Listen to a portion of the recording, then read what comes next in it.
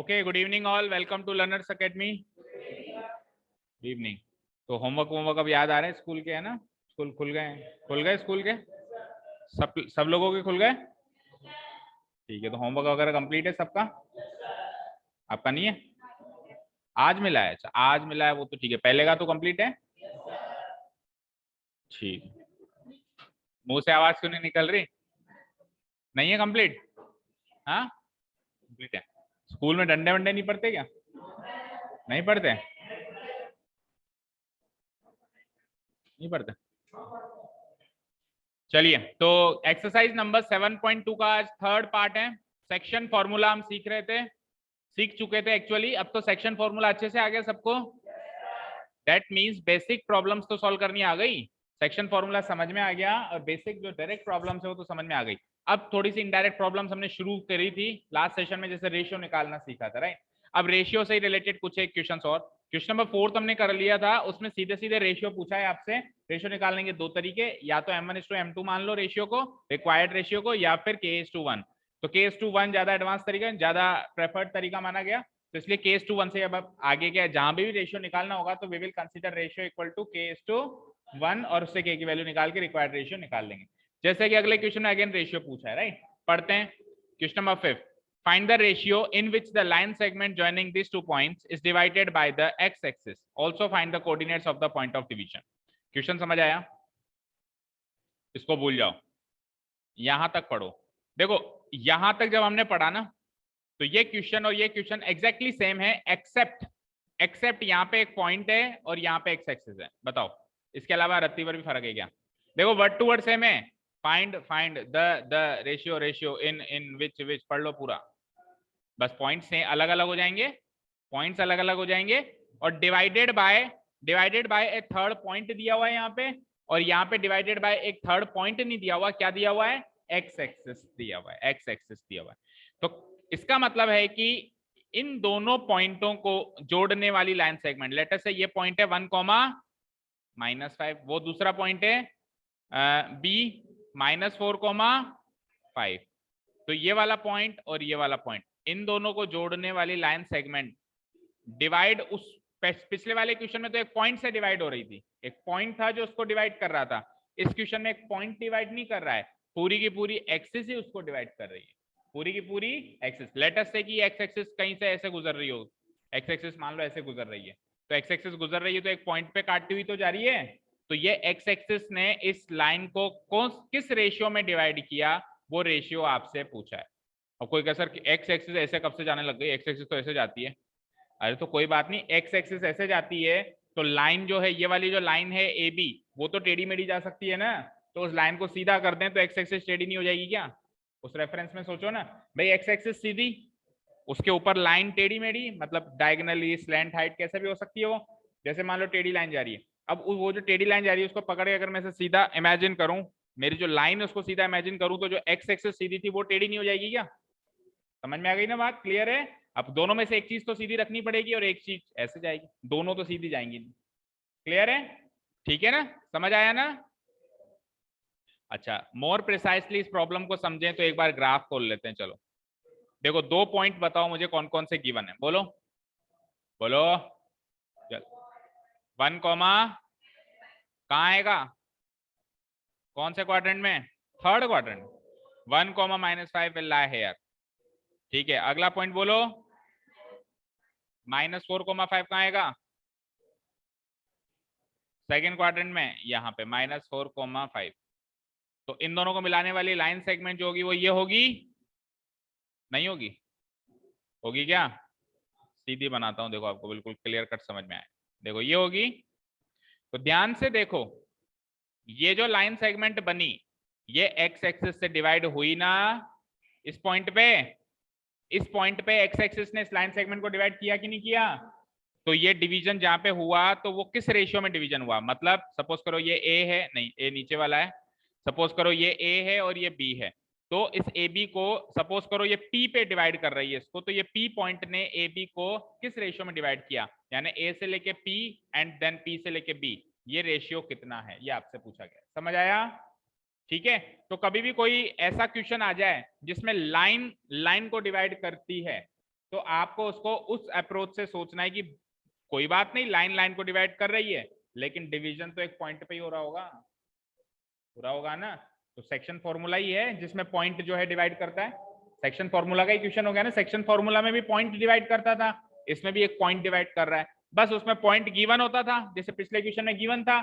इसमें ये पॉइंट आपको निकालना है, इसमें ये पॉइंट आपको निकालना है कि पॉइंट ऑफ डिवीजन क्या है। ठीक है ना। देखो पिछले क्वेश्चन में पॉइंट ऑफ डिवीजन गिवन था, ये देखो -1,6 था ना। इस बार ये point of division X axis पे कहीं होगा, ये तो पता है, लेकिन कौन सा होगा वो हमको पता नहीं है, वो हमको निकालना। क्लियर है? ठीक है। अब देखो कोई कहे कि सर मुझे पॉइंट ऑफ डिवीजन पता नहीं है, ये वाला पॉइंट ऑफ डिवीजन बता दो बस, तो मैं बता दूंगा। आप ध्यान से देखो, पॉइंट ऑफ डिवीजन जो P है ना, आप कहोगे इसके कोऑर्डिनेट्स मुझे पता नहीं है, मैं कहूंगा मुझे इसका एक कोऑर्डिनेट तो पता है ना। कौन सा? y कोऑर्डिनेट, क्योंकि ये x एक्सिस पे लाया करती है तो इसके कोऑर्डिनेट्स x, 0 टाइप के हैं, तो पता है ना इसका पॉइंट ऑफ डिवीजन। कोई कहे सर दोनों नहीं पता, एक ही पता है, तो भाई एक से भी रेशियो निकल जाएगा। पिछले क्वेश्चन में दोनों पता थे तो दोनों से 2 बार रेशियो निकल रहे थे, याद करो, राइट साइड लेफ्ट साइड निकल रहे थे साइमल्टेनियसली, और फिर हमने लास्ट में मैच किया कि दोनों से सेम निकल रहे हैं कि नहीं निकल रहे हैं। इस बार एक पता है एक पता नहीं, तो जो पता है उससे निकाल लो रेशियो, तो उससे भी निकल जाएगा ना, निकल जाएगा ना। ठीक है, क्लियर है? रेशियो तो निकालना है, उसने थोड़ा कहा 2 बार निकालो, एक बार ही निकालना है। पिछली बार तो हमारे पास दोनों ऑप्शन थे, एक्स कोऑर्डिनेट भी था वाई कोऑर्डिनेट भी था, तो एक्स कोऑर्डिनेट के हिसाब से अलग रेशियो निकाला, वाई कोऑर्डिनेट के हिसाब से अलग रेशियो निकाला, और वेरीफाई भी कर लिया कि दोनों से सेम आ रहा है कि नहीं आ रहा है। अब की बार मान लो एक्स कोऑर्डिनेट नहीं है, वाई कोऑर्डिनेट तो है, वाई कोऑर्डिनेट से रेशियो निकाल लो। ठीक है, दूसरा क्वेश्चन पढ़ो एक बार रेशियो निकलने के बाद, उसके बाद अगला क्वेश्चन है find the coordinates of the point of division. अब जहां पे डिवीजन हुआ है, जिस पॉइंट पे डिवीजन हुआ है, पी पे डिवीजन हुआ है, इसके कोऑर्डिनेट्स भी पता करने। तो इसका एक कोऑर्डिनेट तो क्लियर है, दैट मींस इसका दूसरा कोऑर्डिनेट भी पता करना है। तो एक बार रेशियो पता चल जाएगा तो रेशियो से पॉइंट ऑफ डिवीजन आ जाएगा ना। भाई रेशियो ऑफ डिवीजन पता है तो पॉइंट ऑफ डिवीजन आएगा नहीं आएगा?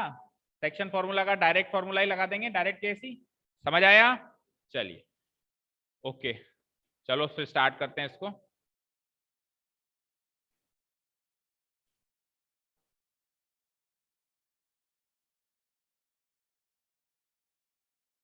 सबसे पहले तो points, here the given points are A and B, उसके कोऑर्डिनेट्स लिख दो। बोलो ए के कोऑर्डिनेट्स क्या? 1,-5 एंड बी के कोऑर्डिनेट्स, ठीक है, ये गिवन है हमको, राइट? ओके, तो इन पॉइंट्स के हिसाब से मैं कह सकता हूं x1 तो है, भाई ए पॉइंट के कोऑर्डिनेट्स x1 y1, तो x1 तो है 1 एंड y1 है क्या? -5 एंड x2 है क्या? -4। बी पॉइंट के कोऑर्डिनेट्स क्या हो जाएंगे? x2 y2, और y2 है क्या? 5।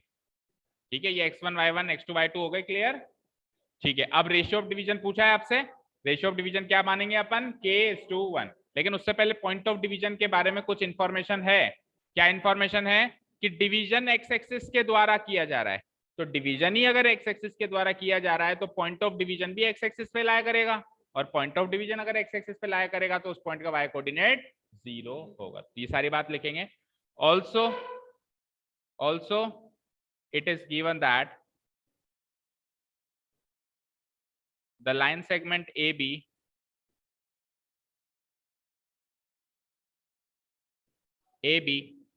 is divided by x axis, is divided by the x axis, by the x axis। अब अगर line segment A B divided by X axis है, so the point of division will lie on X axis, the point of division will lie on the X axis. Point of division X axis पर ही लाई करेगा, बोलो ये चीज समझ में आई ना? बोलो बच्चों, भाई किसी लाइन को अगर एक्स एक्सिस काट रही है तो जिस पॉइंट पे काटेगी वो पॉइंट तो एक्स एक्सिस पे लाई करेगा नहीं करेगा? कॉमन सेंस की बात है, भले किसी भी पॉइंट पे काटे, काट तो एक्स एक्सिस ही रही है ना। ऐसे मानो, सपोज करो एक ये तलवार है, और एक ये तलवार है। अब ये तलवार इस तलवार से टकरा रही है, तो जिस पॉइंट पे टकराई वो पॉइंट इस तलवार पे लाया करेगा नहीं करेगा? करेगा ना। इस तलवार के बाहर कहीं लाया करेगा? ऐसा तो हो नहीं सकता ना। सिमिलरली वो एक्स एक्सिस से कट रही है तो एक्स एक्सिस पर ही वो पॉइंट लाया करेगा जो कि मेरा पॉइंट ऑफ डिवीजन है। Clear? The point of division will lie on the X axis. That is अगर point of division X axis पे लाई कर रहा है तो पॉइंट ऑफ डिवीजन को P मान लेते हैं ना।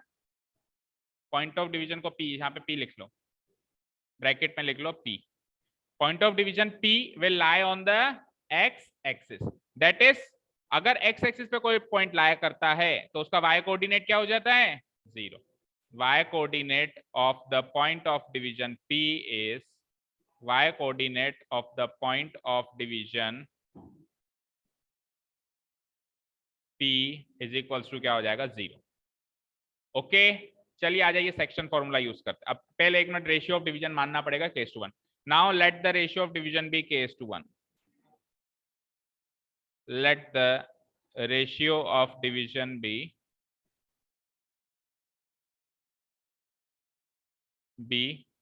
k/1। let the ratio of division be k/2। ठीक है। so by using section formula we have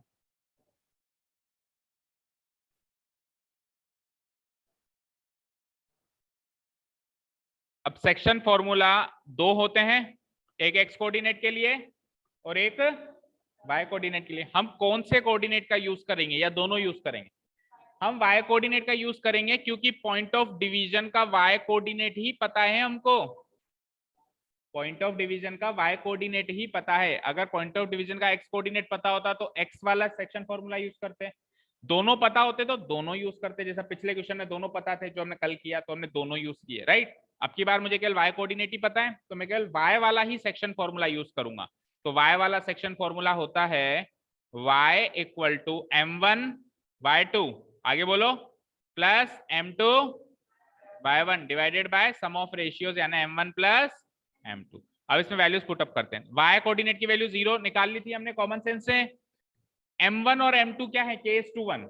m1 और m2 क्या है? k/1। m1 की जगह k और m1 की जगह 1। चलो y2 और y1 क्या होंगे ये ऊपर से चेक कर लो, हमने लिखा है, हर जगह लिखा हुआ है, देखो ये रहा। y2 तो है 5 और y1 क्या है? -5। तो 5 एंड -5 हो जाएंगे ये दोनों। y2 तो 5 और y1 -5 divided by similarly m1 plus m2 again k+1। Clear? चलिए आगे। चलिए देखिए, अब ये k+1 जब 0 से मल्टीप्लाई होगा तो क्या बनेगा? 0। तो ये मान लो इससे मल्टीप्लाई हो गया, यानी ये k+1 मल्टीप्लाई हो गया किससे? 0 से। इधर आ जाओ, k इंटू 5 क्या होता है? 5k और 1 इंटू -5 क्या होता है? -5 इंप्लाइज ये तो हो गया 0। 0 की वैल्यू क्या हो गई? 5k -5। -5 को इधर पहुंचा दें तो ये 0 + 5 यानी 5 और उधर क्या बचा? 5k। तो k की वैल्यू बोलो 1। यही तो जरूरत थी हमको, k ही तो चाहिए था। k की वैल्यू 1 यानी रेशियो ऑफ डिवीजन क्या आ गया? हमने क्या माना था? k/1। तो k की वैल्यू 1 पुटअप करते रेशियो ऑफ डिवीजन क्या आ जाएगा? 1/1। और 1/1 का मतलब है कि वो पॉइंट उसका मिड पॉइंट है और लगभग लगभग लग भी रहा था। देखो हमने डायग्राम में भी ड्रॉ किया था तो लगभग लगभग देखो ध्यान से, ये पॉइंट इसका मिड पॉइंट लग रहा है कि नहीं लग रहा है? इस लाइन सेगमेंट का ये मिड पॉइंट लग रहा है ना? दोनों का बिल्कुल, दोनों का y कोऑर्डिनेट 5 और -5 है। सही कह रहे हो, लेकिन ऐसा कोई फिक्स नहीं है, x कोऑर्डिनेट भी तो डिपेंड करेगा ना।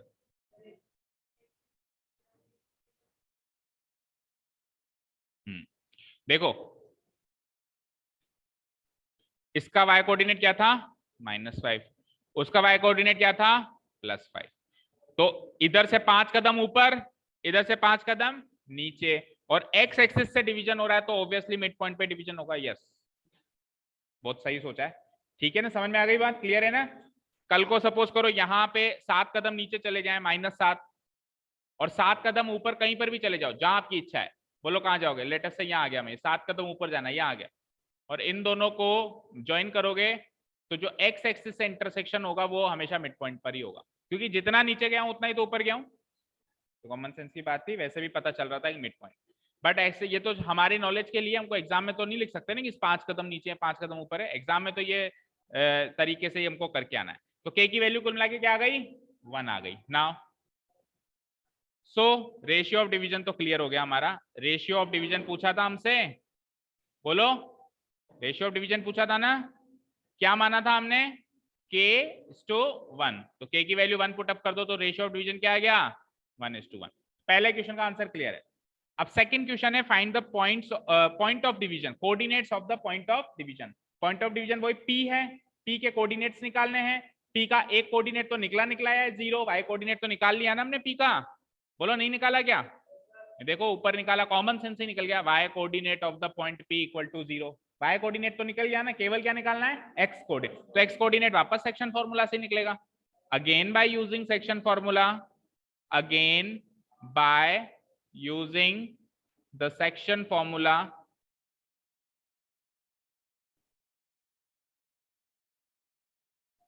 वी हैव, अब x कोऑर्डिनेट वाला लगा दो क्योंकि अब x कोऑर्डिनेट चाहिए, बोलो formula m1x2 plus m2 x1 divided by m1 plus m2। ठीक है, तो अब x कोऑर्डिनेट निकालना है आपको, है ना। कल तक m1 और m2 की वैल्यू नहीं थी हमारे पास, रेशियो ऑफ डिवीजन नहीं था, पर अब तो है। अब उस रेशियो ऑफ डिवीजन को यहाँ यूज करेंगे, 1:1 आया है ना, तो m1 भी 1 और m2 भी 1 डिवाइडेड बाय 1 + 1। चलो x2 और x1 की वैल्यूज ऊपर से हमने लिखी हुई है, उसको कॉपी पेस्ट करो। x2 था -4 और x1 था +1, -4 एंड +1, -4 और +1, ठीक है। तो 1 × -4 क्या होगा, -4 होगा, 1 × 1 क्या होगा, 1 होगा, 1 + 1 क्या होगा, 2 होगा, -4 + 1 क्या होगा, -3/2। तो x कोऑर्डिनेट क्या आ गया आपका, -3/2, और y कोऑर्डिनेट पहले ही क्लियर था 0, तो पॉइंट ऑफ डिवीजन क्या हो गया, -3/2, 0। Hence the point of division, the coordinates of the point of division are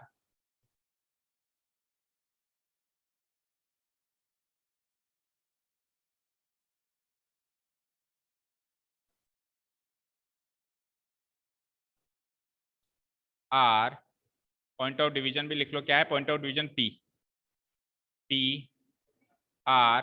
x coordinate तो अभी अभी निकाला हमने -3/2, और y कोऑर्डिनेट कॉमन सेंस से निकल गया क्योंकि वो x एक्सिस पे लाया कर रहा है पॉइंट, तो आंसर इज -3/2, 0। मैच कर लो दोनों आंसर, रेशियो ऑफ डिवीजन भी एंड पॉइंट ऑफ डिवीजन भी।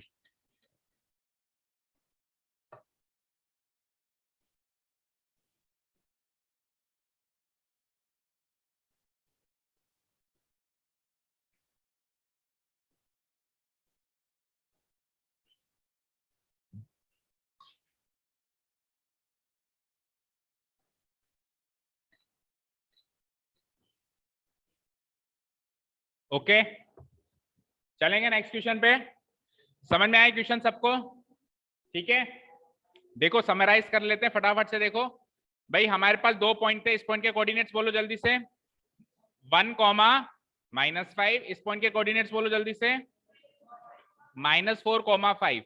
अब ये line segment A B x axis से डिवाइड हो रही थी, तो जो पॉइंट ऑफ डिवीजन होगा वो भी एक्स एक्सिस पे ही लाया करेगा, इवन दोनों पे लाया करेगा, पॉइंट ऑफ डिवीजन इस लाइन पे भी लाया करेगा, एक्स एक्सिस पे भी लाया, दोनों पे लाया करेगा।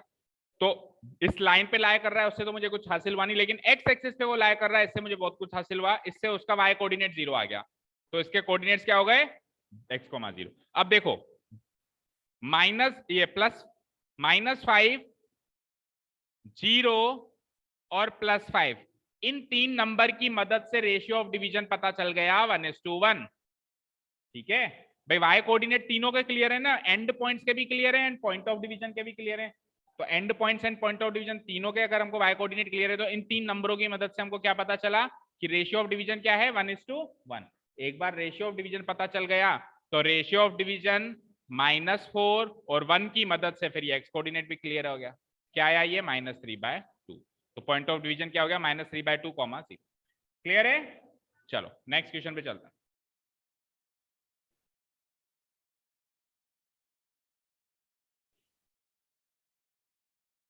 कहीं से कुछ नोट डाउन करना है किसी को?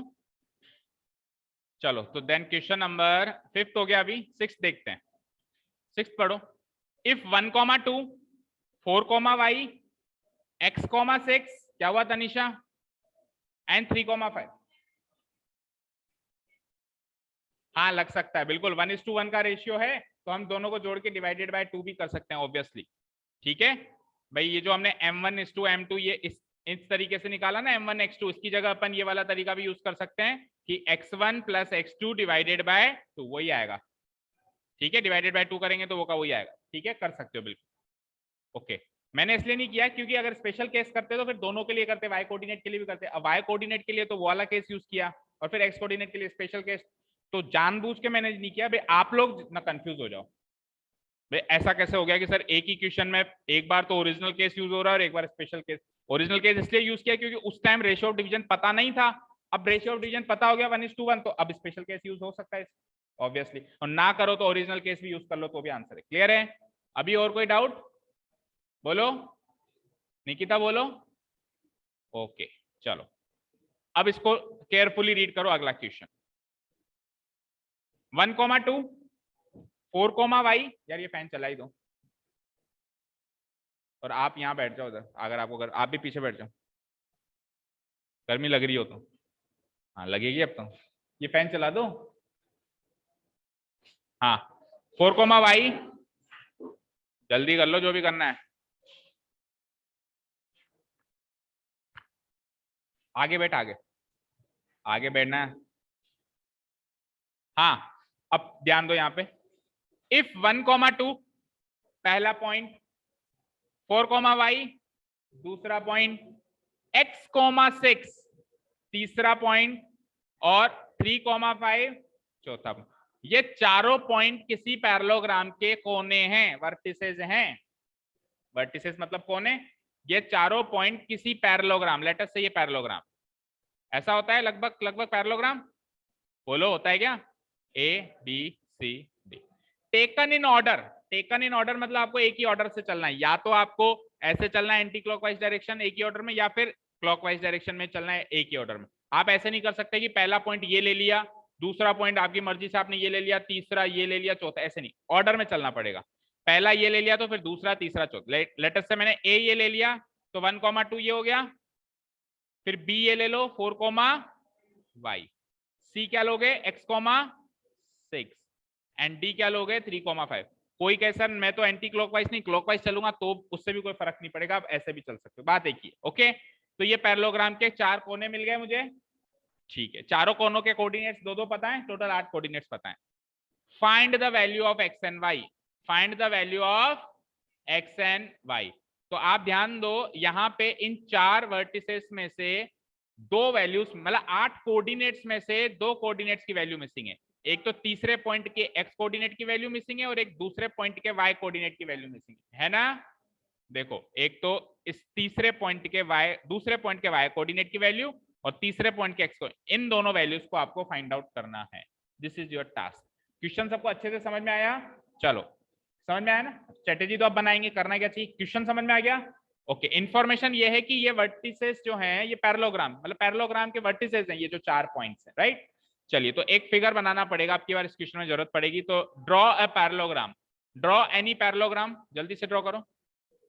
पैरेललोग्राम ड्रॉ करना आता है ना, ऑपोजिट साइड्स जो होंगी वो क्या होंगी, पैरेलल भी होंगी और इक्वल भी होंगी,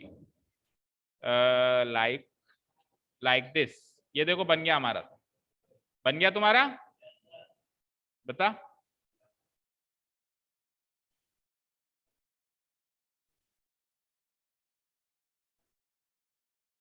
ओके 4 वर्टिसेस लगा देता हूं जैसे अभी रफ फिगर में ड्रॉ किया था वैसे के वैसे, ए बी सी डी, कोई चाहे तो ऊपर से भी स्टार्ट कर सकता है ए बी सी डी, और चारों वर्टिसेस को हम, अरे चारों वर्टिसेस को अपन मार्क भी कर लेते हैं 1,2।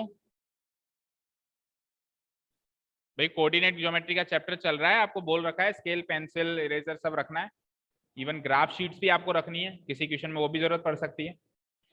जब चैप्टर ही कोऑर्डिनेट ज्योमेट्री का चल रहा है तो कोऑर्डिनेट सिस्टम तो पेंसिल से ही मार्क होगा ना, ग्राफ की भी जरूरत पड़ सकती है।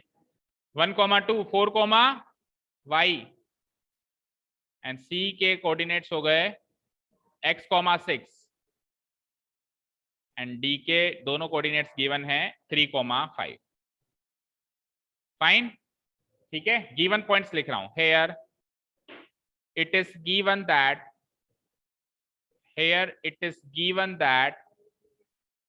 points A 1, 2, B 4, y, C x, 6 and D 3, 5 are the vertices of parallelogram.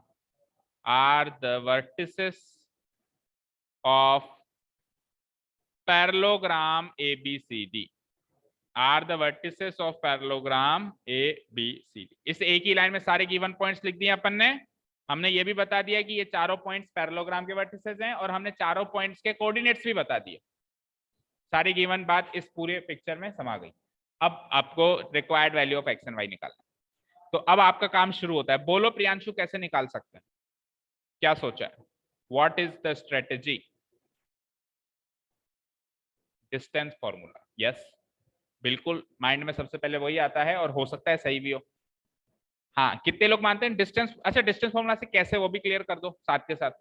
Distance formula से कैसे? चारों इक्वल है, पैरेललोग्राम की चारों साइड्स इक्वल होती हैं, ओनली ऑपोजिट साइड्स इक्वल होती है।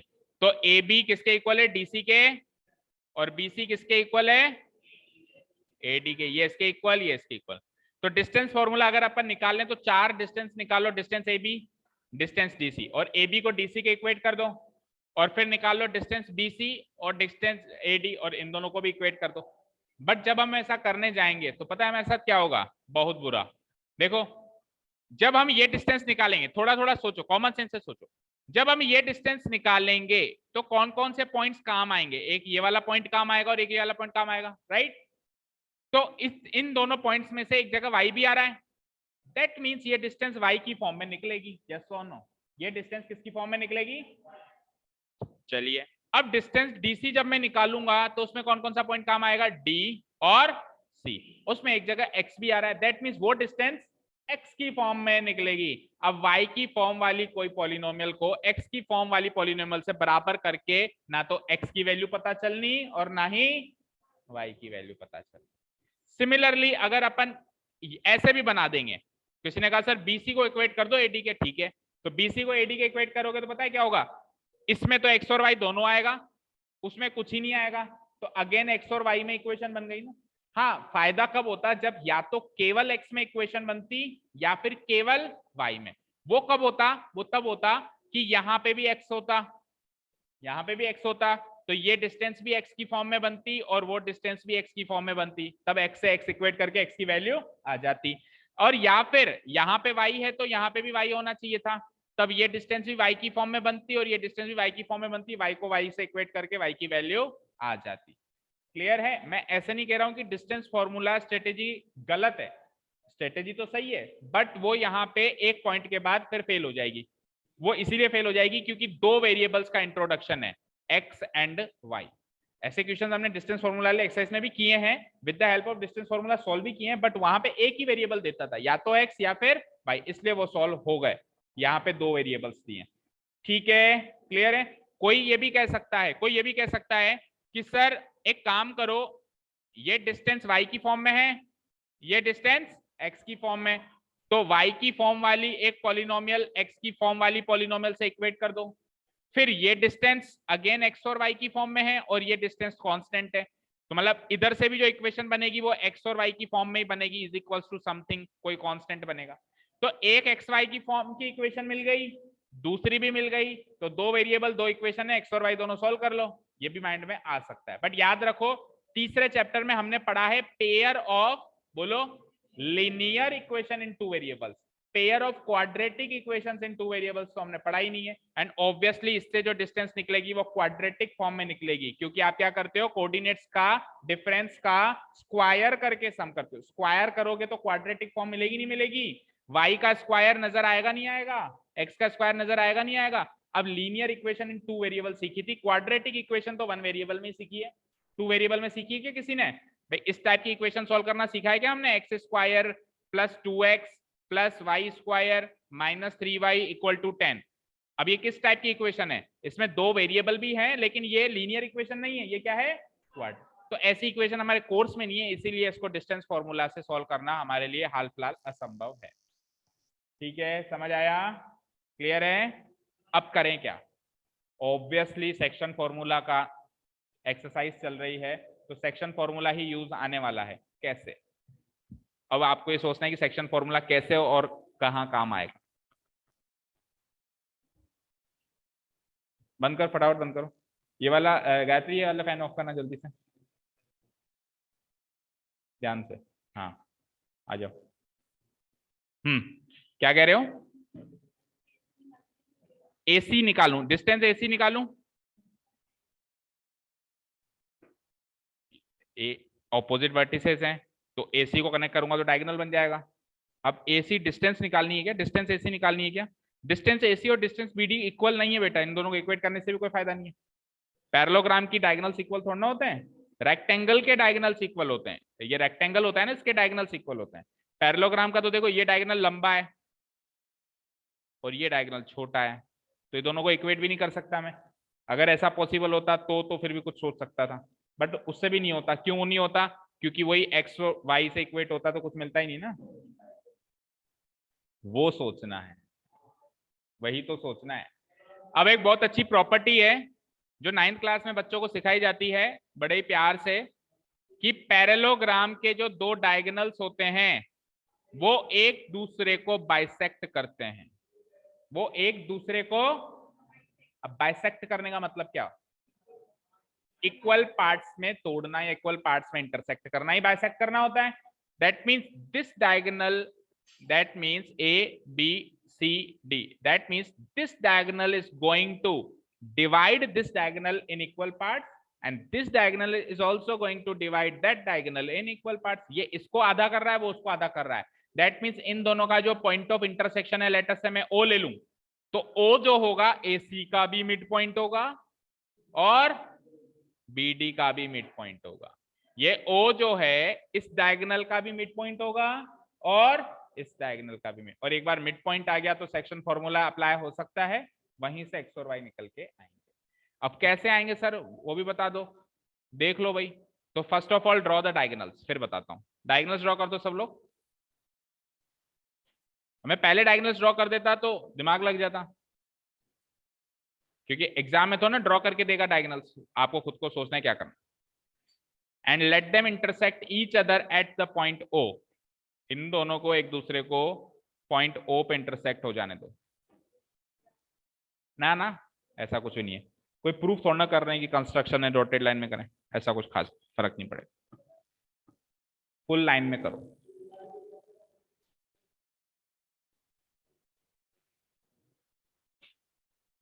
यहाँ बैठने वाले वैसे फायदे में है, लाइट जाने के बाद भी हवा आती रहती है। तो शफल कर देंगे एक दो क्लास के बाद। हाँ, गर्ल्स को उधर पहुंचा देंगे, बॉयज को क्यों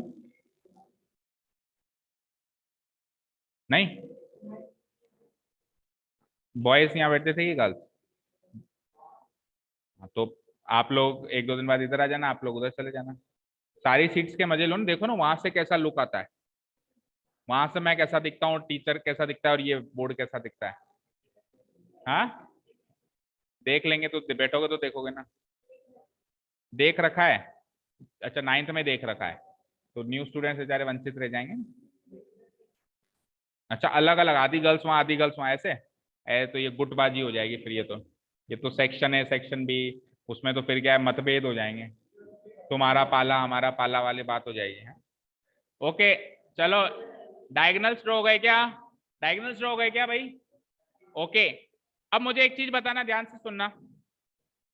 ये डायगोनल इसको 1:1 में डिवाइड करता है, मतलब कुल मिला के ये जो पॉइंट है O, ये AC का मिड पॉइंट है या नहीं है? केवल AC की बात करो, AC का मिड पॉइंट है या नहीं है? है। तो जो इसके कोऑर्डिनेट्स होंगे वो मिड पॉइंट की मदद से निकाले जा सकते हैं। कैसे? 1 + x डिवाइडेड बाय 2, यस और नो? यानी इसका x कोऑर्डिनेट क्या निकल जाएगा? 1 + x डिवाइडेड बाय 2, कॉमा। और y कोऑर्डिनेट कैसे निकलेगा? 2 + 6 डिवाइडेड बाय 2, 2 + 6 यानी कि 8, 8 डिवाइडेड बाय 2 यानी कि 4।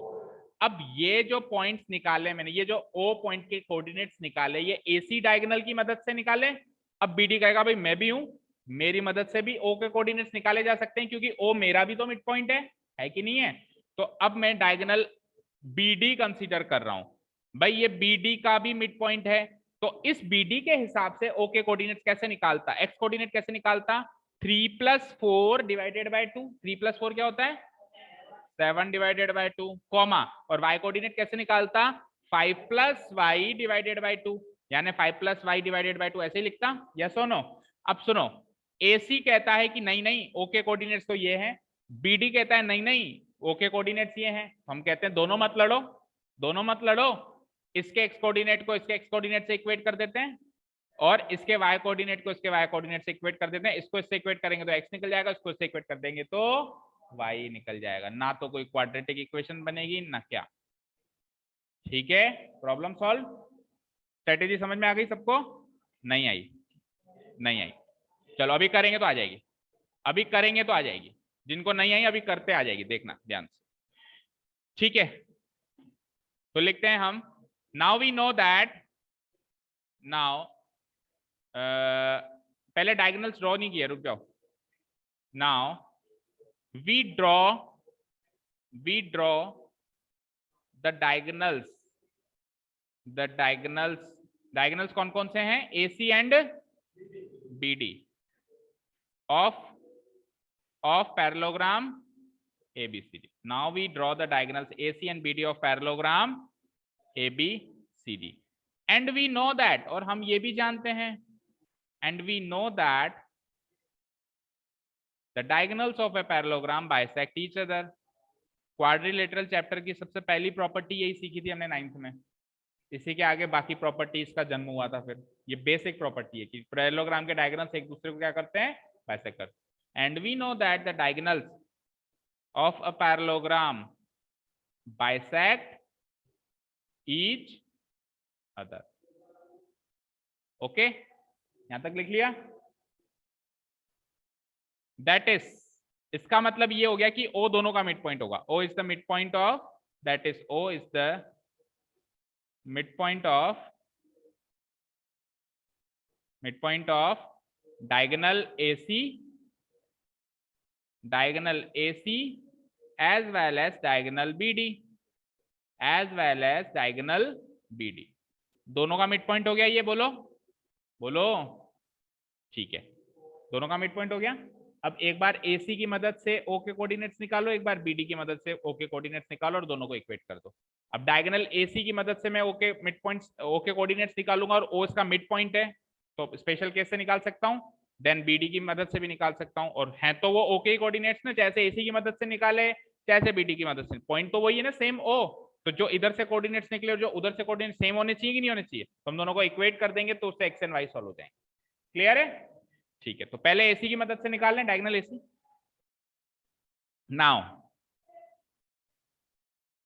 now we can see that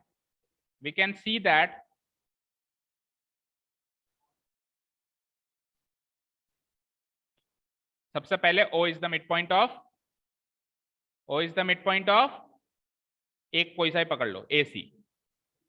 O is the midpoint of AC। पहले आप BD की बात मत करो, केवल AC की बात करो। O is the midpoint of AC। So by using section formula we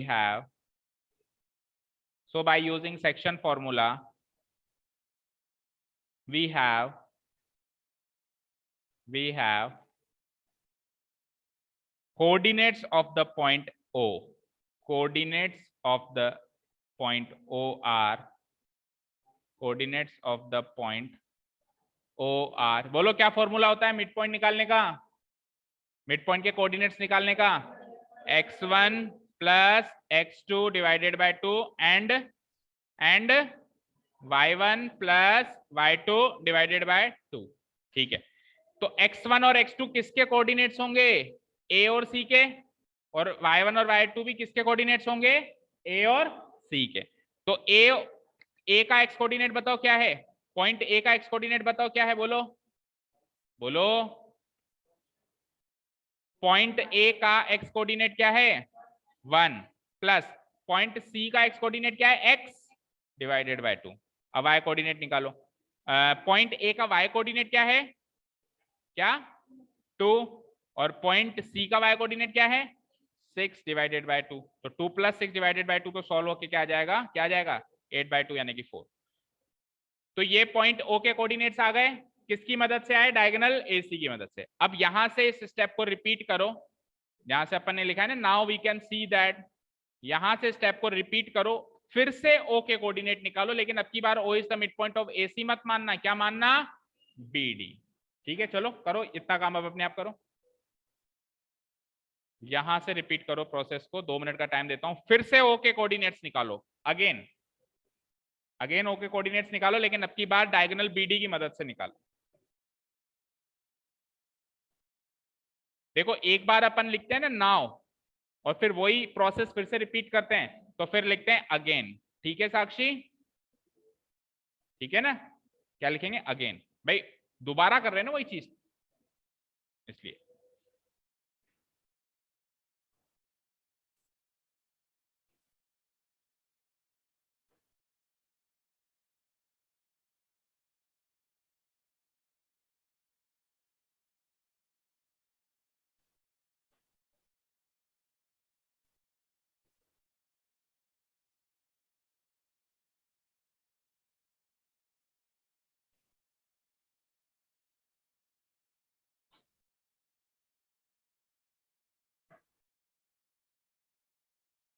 आज यहाँ से गर्ल्स में से कौन एब्सेंट है,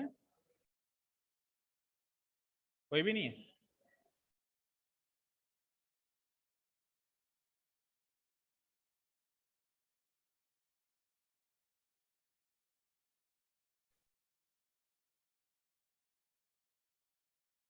एंड बॉयज में से केवल श्रेष्ठ एंड सुयश बस।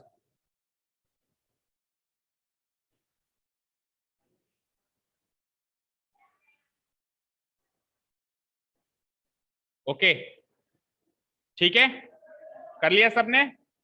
देखो ये किया होगा आपने, मैं इसी में करेक्शन करके बताता हूं। आपने इस यहां से रिपीट किया होगा again we can see that O is the mid point of AC की जगह कौन सा डायगोनल यूज किया होगा BD। So by using section formula we have coordinates of point OR, formula तो यही लगा होगा, लेकिन अब की बार x1 और x2 B और D के कोऑर्डिनेट्स लेने हैं। पहले A और C के लिए थे, अभी किसके लेने हैं B और D के। तो मुझे बता दो कि B पॉइंट का,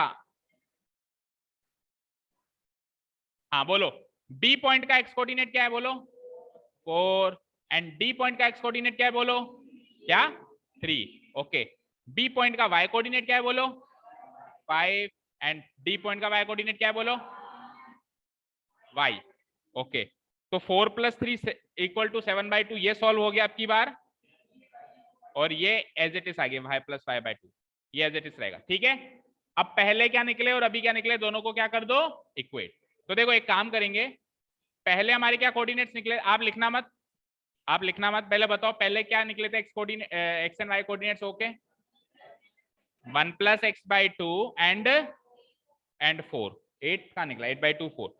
ठीक है, इसको मान लो स्टेटमेंट नंबर 1, जो पहले कोऑर्डिनेट्स निकले थे उसको मान लो स्टेटमेंट नंबर 1। दोबारा क्या निकले, दोबारा ऊपर दिख रहे हैं 7/2 एंड क्या निकला y कोऑर्डिनेट क्या निकला 5 + y/2, इसको मान लो स्टेटमेंट नंबर 2।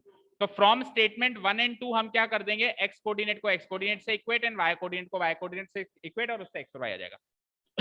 ठीक है, तो ये बात तो फिर से मत लिखना, अब ये तो ऊपर मेरे क्या डिलीट हो गया इसलिए मैंने लिखा, आप यहां से नीचे से लिखना नाउ फ्रॉम स्टेटमेंट या so from statement 1 and 2, so from 1 and 2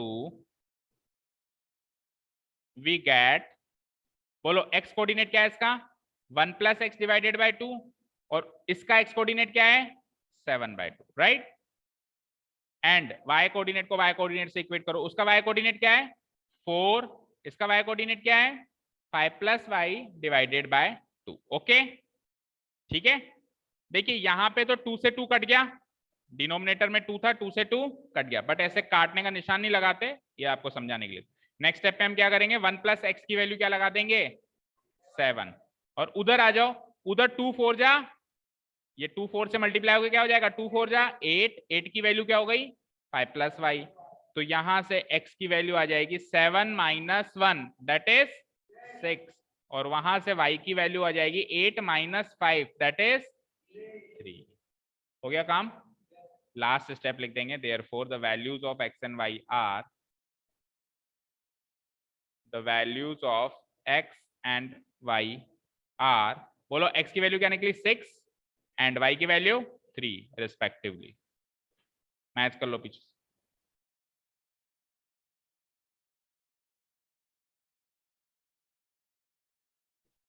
बताओ भाई अच्छे से समझ में आया, बोलो।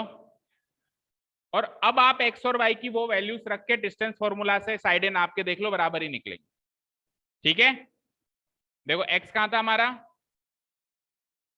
x था यहाँ पे, x की वैल्यू क्या निकली बोलो 6, तो यानी इसके दोनों कोऑर्डिनेट्स हो गए 6, और y की वैल्यू क्या निकली 3, इसके कोऑर्डिनेट्स हो गए 4। अब देखो डिस्टेंस फॉर्मूला से निकालो, 6 माइनस 3 3, 3 का स्क्वायर 9, 6 माइनस 5 1, 1 का स्क्वायर 1, 9 प्लस 1 यानी कि √10 आई डीसी की वैल्यू, डीसी लाइन सेगमेंट की डिस्टेंस आ गई। ठीक है, इधर आ जाओ, 4 माइनस 1 3, 3 का स्क्वायर 9, 3 माइनस 2 1, 1 का स्क्वायर 1, इधर भी √10 आई, तो ये साइड एग्जैक्टली इसके बराबर आ रही है। चलो ये साइड इसके बराबर है कि नहीं है देखो, तो ये क्या था 6 और ये क्या था 3, तो 6 माइनस 4 2, 2 का स्क्वायर 4, और 6 माइनस 3 3, 3 का स्क्वायर 9, तो 9 प्लस 4 √13, इसकी डिस्टेंस कितनी आ गई √13। इधर आ जाओ एडी निकालते हैं, तो 3 माइनस 1 2, 2 का स्क्वायर 4, प्लस 5 माइनस 2 3, 3 का स्क्वायर, तो ये भी √13 निकली। हालांकि इस क्वेश्चन में पूछा नहीं है, लेकिन इस क्वेश्चन में एक और एडवांस क्वेश्चन हो सकता है कि एक बार x और y की वैल्यू निकल जाए तो find the sides of the parallelogram, parallelogram की साइड्स भी निकाल सकते हो। एक साइड तो निकली √10 और दूसरी साइड निकली √13, और बाकी तो इक्वल होती है, √10 है तो ये भी √10, √13 तो ये भी √13। ठीक है, इन डायमेंशंस के हिसाब से ये पैरेललोग्राम गलत बना हुआ है, पता है क्यों, देखो ये निकली है √10, ये निकली है √13, √10 बड़ा होता है या √13 बड़ा होता है, तो ये साइड हमने प्रैक्टिकली छोटी बनाई है, ये बड़ी बनाई है, तो उस हिसाब से ये गलत है, बट ठीक है इतना तो चलेगा, हमको थोड़ा सपने आ रहे थे कि बड़ी निकलेगी, ये तो हमने ऐसे क्रॉस वेरीफाई कर लिया। क्लियर है, काफी आज के लिए।